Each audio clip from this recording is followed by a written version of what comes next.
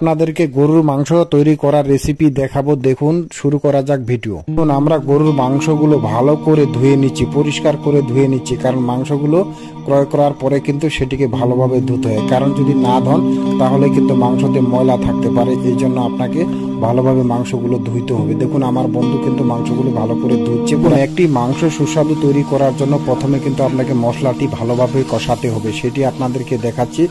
সেখানে আদা বাটা, তারপরে রসুন বাটা, পেঁয়াজ বাটা এগুলো দিয়ে প্রথমে একটু জাল করেছি। জাল করার পরে সেখানে মরিচের গুঁড়া দিলাম, আবার কিছু পরিমাণ মতো মরিচের গুঁড়া দিয়ে দেবো। দিয়ে নেওয়ার পরে সেখানে আবার কিছুক্ষণ লাড়াচাড়ার পরে আবার কিছু হলুদের গুঁড়া দিব। হলুদের গুঁড়া দেওয়ার পরে সেই মশলাটিকে ভালোভাবে সময় মতো কষাতে হবে, এমনভাবে সময় নিয়ে কষাতে হবে। দেখুন, আমি হলুদের গুঁড়া দিচ্ছি। হলুদের গুঁড়ো দেওয়ার পরে আমি কিছু সেখানে আপনার আদার বাটা দিব। আদা বাটা দেওয়ার পরে সেটিকে ভালোভাবে কষাবো, এমনভাবে কষাবো যে সেটিতে একটি গ্রান চলে আসে, যে গ্রানে মাংসটি আপনার কালার চলে আসবে এবং সুস্বাদু হবে। এই জন্য আপনাকে দেখুন আদা বাটা আমি দিয়ে দিচ্ছি পরিমাণ মতো। আদা বাটা এই জন্য দিতে হবে, আদা বাটা না দিলে কিন্তু মাংসর যে একটি কাঁচা গন্ধ সেটি কিন্তু চলে আসবে। এই জন্য আদা বাটা দিয়ে দেখুন মশলা কষানোর পরে আবার সুন্দরভাবে সেই কাঁচা ধোয়া মাংসগুলো দিয়ে দিচ্ছি পাতিলে। এগুলো দিয়ে ভালো করে মাখিয়ে লাড়াচাড়া করতে হবে। আমি আগে মাংসগুলো সম্পূর্ণ দেওয়ার পরে সুন্দরভাবে আপনাদেরকে দেখিয়ে দিচ্ছি কিভাবে আপনারা লাড়াচাড়া করবেন, কারণ মাংস যত লাড়াচাড়া করবেন মিশাতে পারবেন মশলাগুলো, তত কিন্তু সুস্বাদু হবে। এই জন্য আপনাকে সম্পূর্ণ মাংস আগে দিতে হবে, তারপরে সেটিকে ভালো করে লাড়াচাড়া দিয়ে সেটিকে সুন্দরভাবে কষাতে হবে। দেখুন, লাড়াচাড়া কিন্তু দিতে হবে, লাড়াচাড়ার বিকল্প কিছু নেই। যত লাড়াচাড়া দেবেন তত কিন্তু মাংস সুস্বাদু হবে এবং মিশবে। মশলা, পেঁয়াজ, রসুন যেগুলো আছে সেগুলো, আদা, সেগুলো সম্পূর্ণভাবে মিশবে। তারপরে কিন্তু মাংসের একটি স্বাদ আসবে, একটি কালার আসবে। দেখুন, এই যে লাড়াচাড়া দিচ্ছি, কি সুন্দর একটি কালার চলে এসেছে। এই কালারটি যত উজ্জ্বল হবে তত কিন্তু মাংসটি সুস্বাদু হবে। দেখুন, দেখলে আপনারা বুঝতে পারবেন, আপনারা সহজেই এভাবে বাসায় রান্না করতে। দেখুন, সম্পূর্ণ মাংস মাখিয়ে চড়াই দেওয়ার পরে সেটিকে ভালোভাবে চামচ দিয়ে লড়াচ্ছি, এমনভাবে লড়াচ্ছি যে হাতল দিয়ে না লড়ালে এটি ভালো করে মিশবে না। এই মিশানোর পরে কিন্তু পরবর্তীতে পানি দিয়ে ভালো করে জাল দিয়ে সেটি কষাতে হবে, এমনভাবে কষাতে হবে, কষানোর উপরে কিন্তু মাংসের স্বাদটি চলে আসে। বুঝলেন? এখনই দেখুন কি সুন্দর কালার চলে এসেছে। ভিডিওটি দেখুন।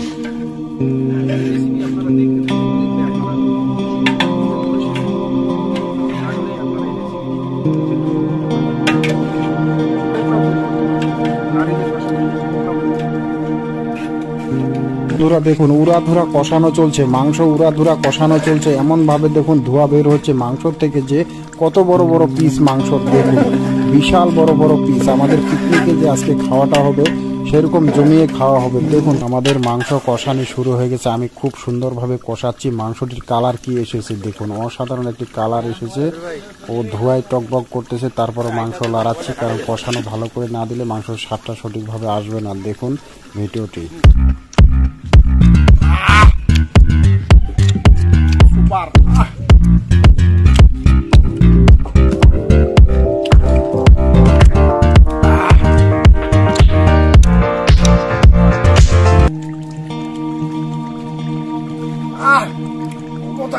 সুপার টেস্ট, এক্সিলেন্ট, অসাধারণ, বলার মতো না। রান্না করতে পারি আমি, আপনারা দেখলে বুঝতে পারবেন যে কি অসাধারণ রান্নাটা করতেছি। আমি তো ভাবতে পারিনি আমি এরকম রান্না করতে পারি। আরো একটা গোপন রেসিপি আছে, সেটি আমি সিক্রেট মশলা এডিট দিব মাংস রান্নার শেষে, আপনারা দেখতে থাকুন। আমাদের মাংস রান্না হয়ে গেছে। এখন আমরা মাংসগুলো হাঁড়ি থেকে পরিবেশন করতেছি, আর একটি পাত্রে তুলে নিচ্ছি, কারণ এই মাংসগুলো আমাদেরকে অনেকক্ষণ হিট রাখার জন্য অন্য পাত্রে সরিয়ে নিচ্ছি, কারণ মাংসটি তাহলে গরম থাকবে, পরে খেতে খুবই ইন্টারেস্ট হবে এবং জমে যাবে না। এই জন্য আমরা মাংসটি অন্য পাত্রে তুলে রাখতেছি। পরবর্তীতে খাওয়ার সময় আমরা এটি বের করে খাওয়া শুরু করে দেব।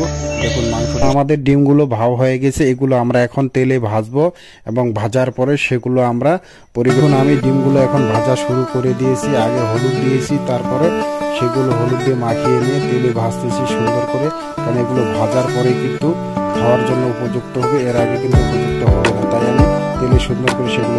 দেখুন, আমাদের ডাল হয়ে গেছে। এখন আমরা ডাল তেলানি দেওয়ার পরে সেটি লাড়ে চাড়ে দিচ্ছি। একটু হিট হওয়ার পরে সেটি আমরা নামিয়ে ফেলবো, কারণ এটি খুবই সুন্দর সুস্বাদু ডাল একটি দেখুন আমাদের ডাল তৈরি হয়ে গেছে। ডাল তেলানি দেওয়ার পরে লাড়াচাড়া করার পরে আমরা নামিয়ে নিয়েছি একটি পাত্রে, সেগুলো ঢেলে নিচ্ছি কারণ পাতিল থেকে আলাদা করতেছি, তাহলে আমাদের সংরক্ষণ করার জন্য সুবিধা হবে, কারণ পাতিলের নিচে অনেক। দেখুন বন্ধুরা, এই ঐতিহাসিক সেই মহারাজা দিঘিতে আজকে আমরা পিকনিকের আয়োজন করেছি। এখানে খাওয়া দাওয়া করব। আমরা দিঘির পারে সকলে অবস্থান করতেছি এবং অপেক্ষা করতেছি, আমাদের খাবার আসার অপেক্ষায় রয়েছি। ভ্যান গাড়িতে আমাদের খাবার আসতেছে, এই খাবারগুলো নিয়ে আমরা উপরে যাব, সেখানে খাওয়া দাওয়া সকলে গ্রহণ করব। আপনারা ভিডিওটি শেষ পর্যন্ত দেখলে দেখুন বন্ধুরা, আমাদের খাবার এখন চলে এসেছে। রান্নাবান্নার শেষে এই খাবারগুলো নিয়ে আমরা সম্পূর্ণ উপরে নিয়ে যাব, সেখানে আমরা সকলে মিলে আনন্দ উৎসব করে খাওয়া দাওয়া করব। দেখুন পাতিলে ভাতগুলো, মাংস, ডাল, তারপরে ঝাল।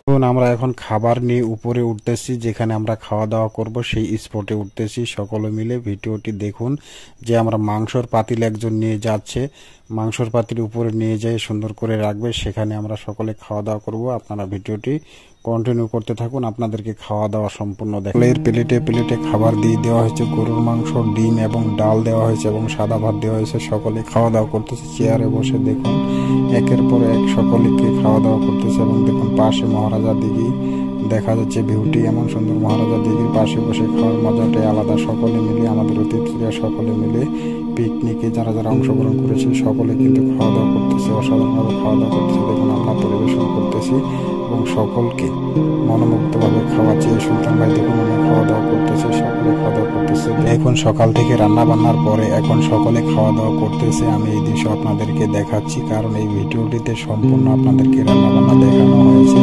অবশ্যই চ্যানেলটি সাবস্ক্রাইব করে দিবেন এবং একটি কমেন্ট করে দিবেন, একটি লাইক করে